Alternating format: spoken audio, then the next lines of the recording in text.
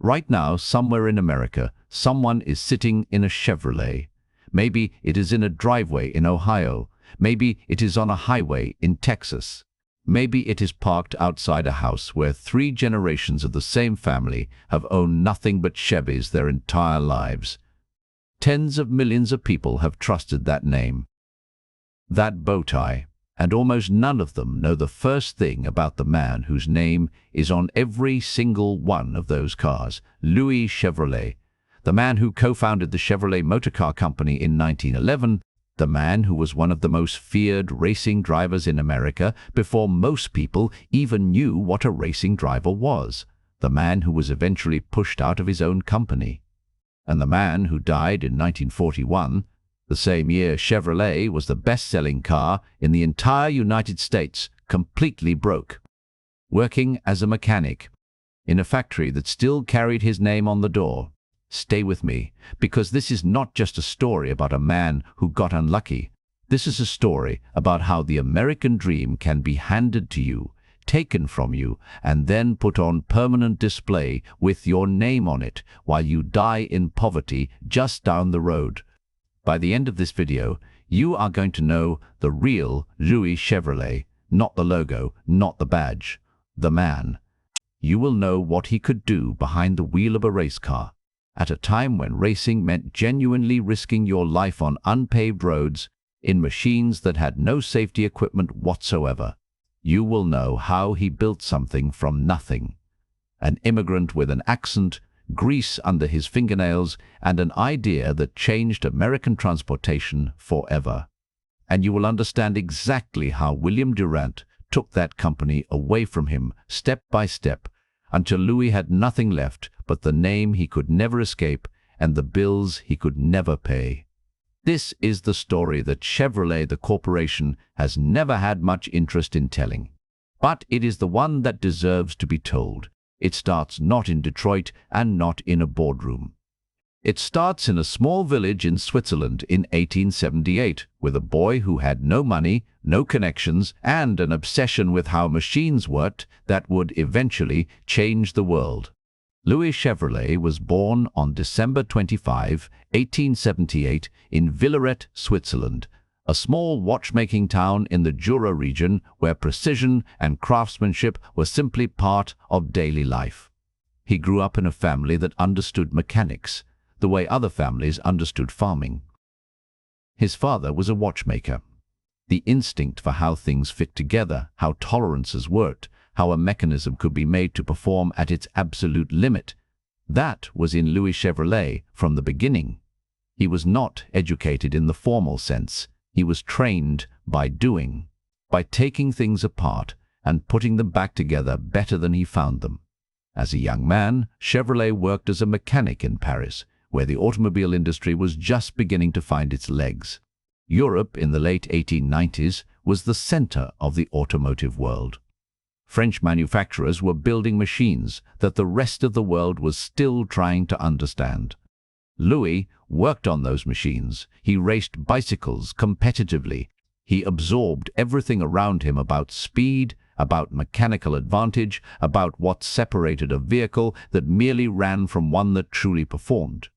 And then, in 1900, at the age of 22, he did what ambitious young men with nothing to lose were doing in that era. He got on a boat and came to America. He arrived in New York speaking almost no English, with very little money, and with a skill set that was about to become extraordinarily valuable. The American automobile industry was exploding. Factories were opening. Manufacturers were desperately searching for men who actually understood these machines. Louis Chevrolet found work immediately. He drove a delivery wagon for a wine company. He worked as a mechanic. He learned English, and he began to race. Because that is who Louis Chevrolet really was at his core. Not a businessman, not an entrepreneur, not an executive. He was a racer. And what he could do on a racetrack in the early 1900s was something that very few people in the world could match. Gory on the track.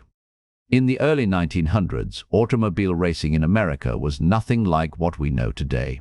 There were no oval superspeedways, no safety barriers, no fire suits, no organized pit crews.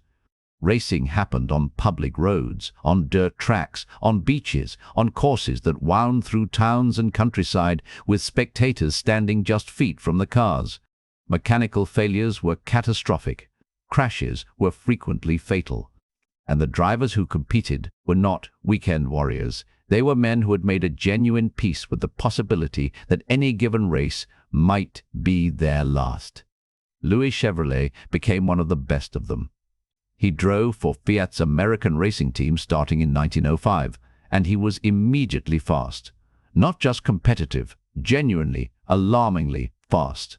He had the mechanical understanding to extract performance from his car that other drivers simply could not match, because he understood what was happening inside the engine, not just what the car felt like from the seat.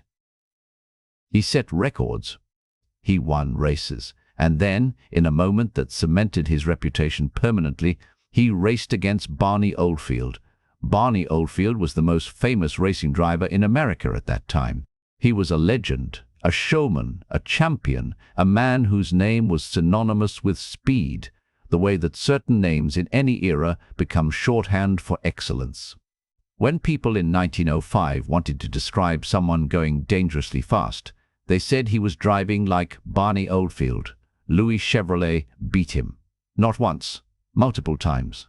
A Swiss immigrant who had been in America for just a few years, driving a Fiat on an American dirt track, outrunning the most celebrated driver the country had ever produced. The racing community took notice. The automotive industry took notice. And a man named William Durant took very particular notice. By 1908, Chevrolet was driving for Buick, which at that time was already being absorbed into Durant's growing General Motors empire. He was one of the most recognizable racing drivers in the country. His wins were reported in newspapers. Crowds came specifically to watch him race. He had built exactly the kind of reputation that makes powerful men want to attach their ventures to your name. And that is exactly what William Durant had in mind. But what looked like an opportunity for Louis Chevrolet was about to become the most expensive handshake of his entire life. The deal that changed everything.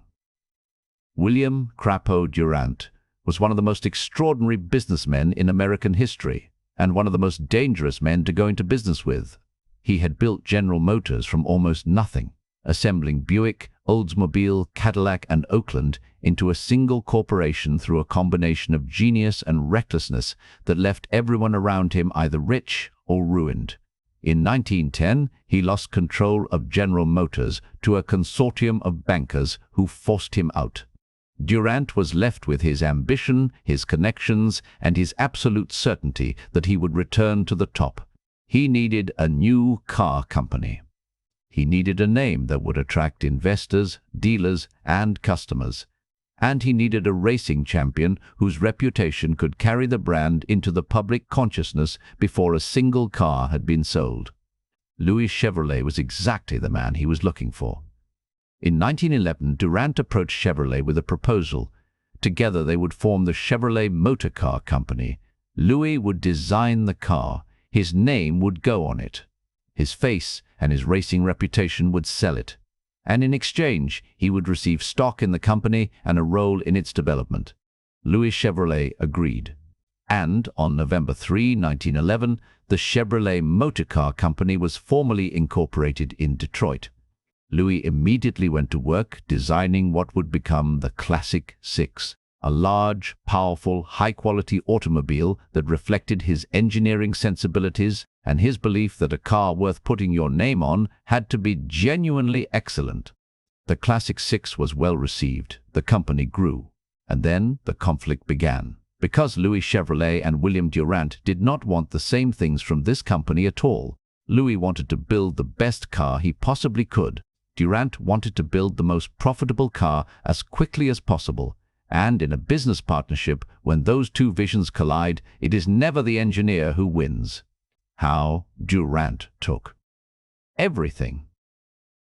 The disagreement between Louis Chevrolet and William Durant was, at its heart, a disagreement about what the Chevrolet brand should represent. Louis believed in building large, powerful, premium automobiles, cars that reflected the engineering ambition of the man whose name was on them. He wanted Chevrolet to compete with the best cars in America. Durant had a completely different vision. He wanted a cheap, small, high-volume car that could undercut the Ford Model T and capture the mass market.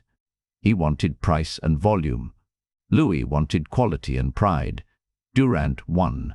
He almost always did. He had the business experience, the investor relationships, and the financial control that Louis lacked entirely. As Durant pushed the company towards smaller, cheaper cars, Louis found himself increasingly isolated from the decisions being made about his own brand. The arguments became constant, the relationship deteriorated. And in 1913, just 2 years after co-founding the company, Louis Chevrolet sold his shares back to Durant and walked away. By some accounts, he received approximately $1 million for his stake at the time of sale. It sounds like a significant sum, and by the standards of 1913 it was. But Durant used those shares to execute one of the most brilliant financial maneuvers in American corporate history. Durant traded Chevrolet stock for General Motors stock in a ratio that gave him controlling interest in General Motors by 1916. He used Louis Chevrolet's company, the company with Louis Chevrolet's name on it, as the instrument to retake the corporation that had once taken everything from him.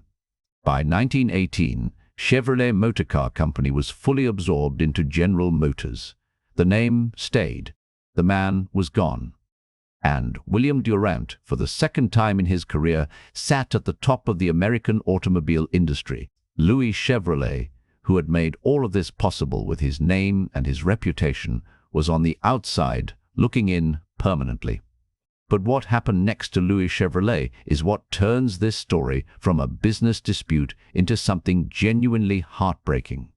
Because Louis did not take his money and retire. He kept trying. He kept building. He kept believing that he could create something great.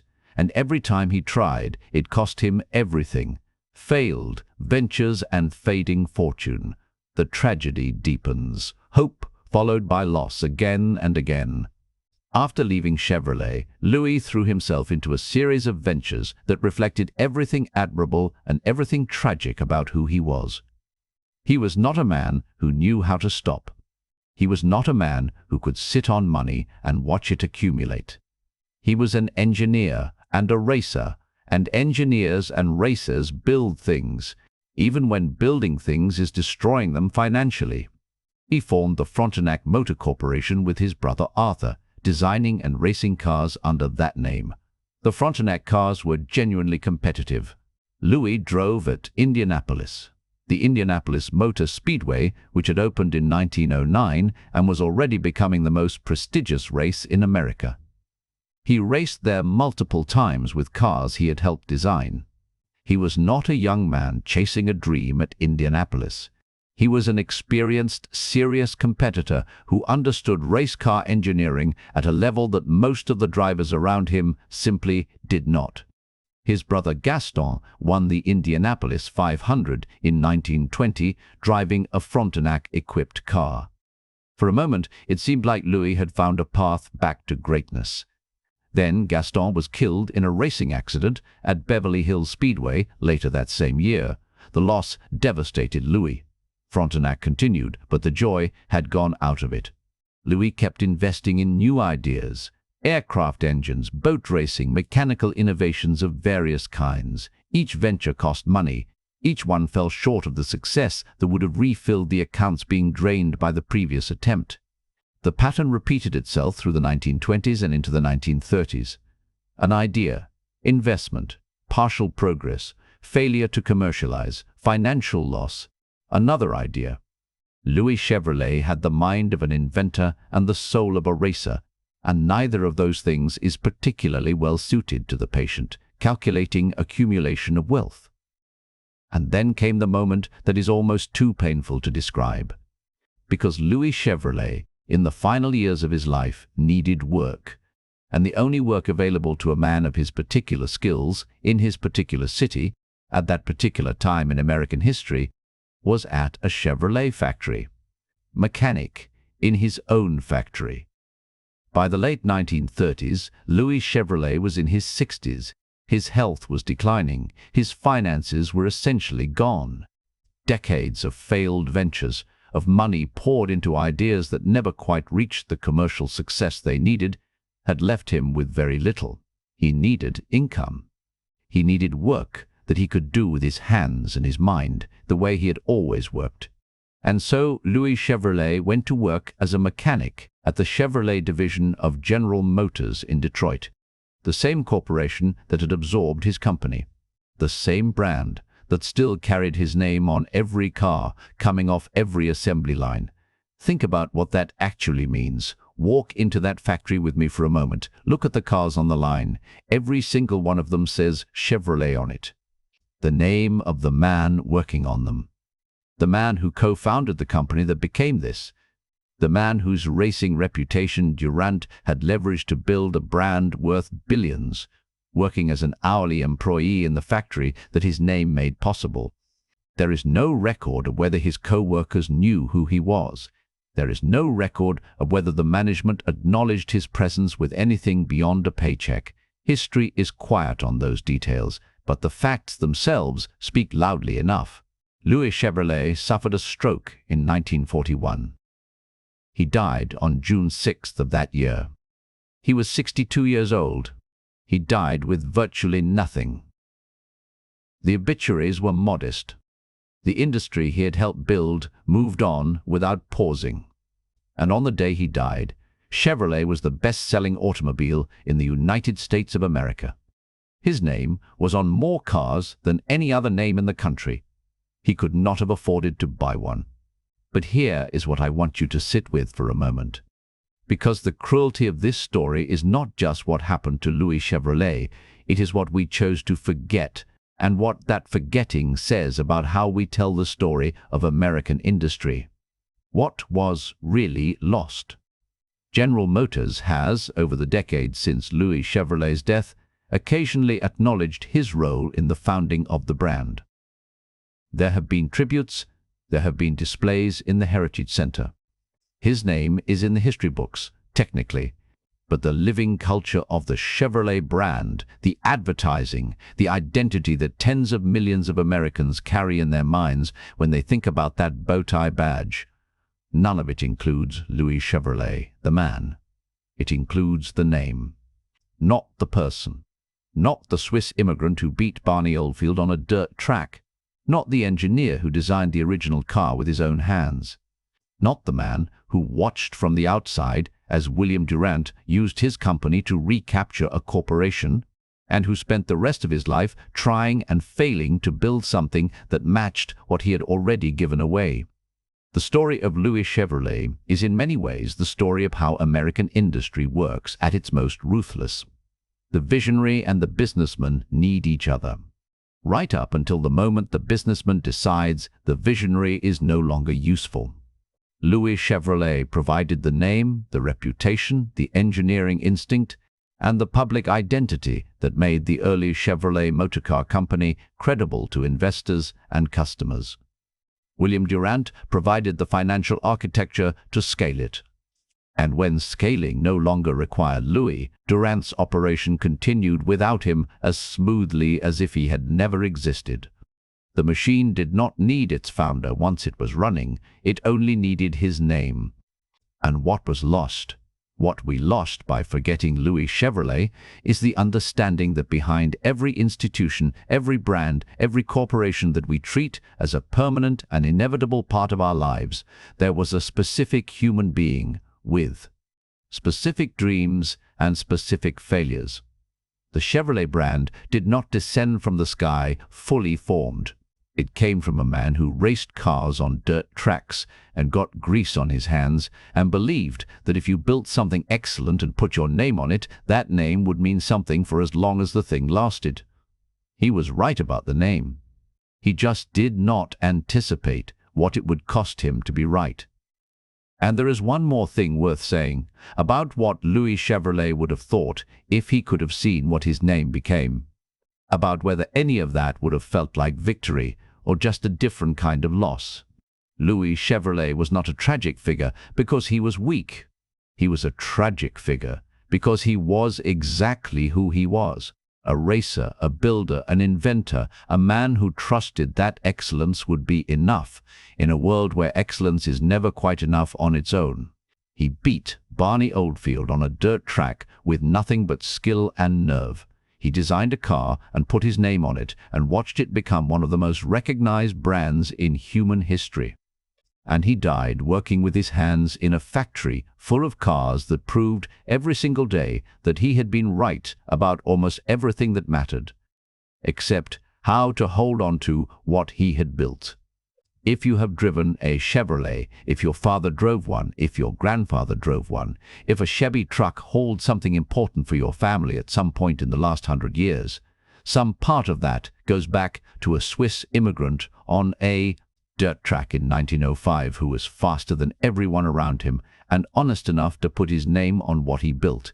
He deserved better than what he got. He deserved to be remembered. That is what this video is for.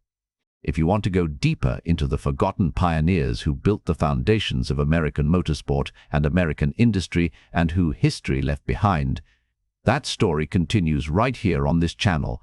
The link is right there. I will see you in the next one.